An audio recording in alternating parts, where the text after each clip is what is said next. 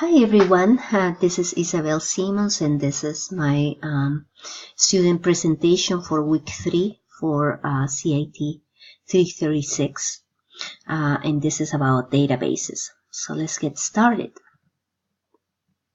Before we talk about databases, we need to talk about data. What are data? Data are basic facts or values. Every task a computer carries out works with data in some way. Without data, computers will be pretty useless. It is therefore important to understand what data are and how to represent and organize data. The term data is considered plural in a scientific community.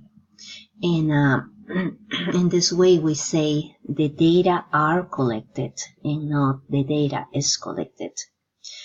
A simple example of data that we can collect, for example, information for a person. We can find out their name, their age, their height, their address, their email address, their phone number. All that are examples of data. What is a database? A database is an organized collection of data. Instead of having all the data in a list with a random order, a database provides a structure to organize the data. Since the data in a database is organized, it makes it the management is easier to handle that way. Some examples of database, we can find it in a telephone book, a recipe book, a mailing list. Why do we need to know about databases? Databases have great values in businesses. They are important technology for supporting operations. They are superior to file processing systems. Businesses cannot survive without quality data.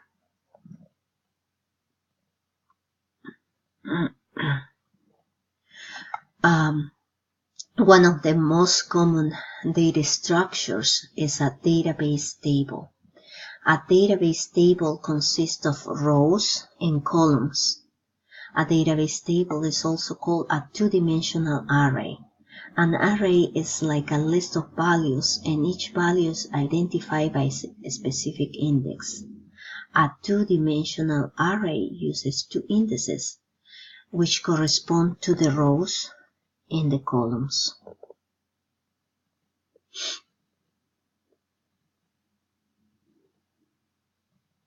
A database also includes relationship between different tables.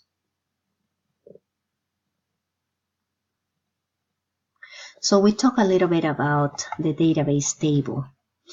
A database table is a primary unit of physical storage for data in a database.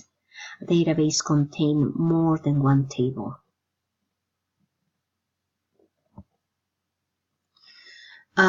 In database terminology, each row is called a record. A record is also called an object or entity. In other words, a database table is a collection of records. The records in a table are the objects you are interested in, such as books in a library catalog or the customers in a sales database.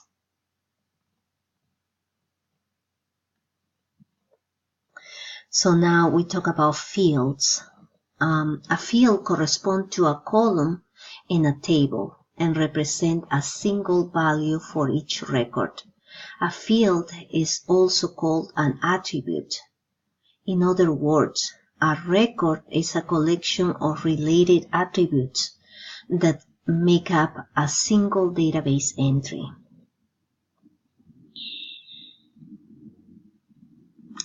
Okay, so over here we have a very simple database.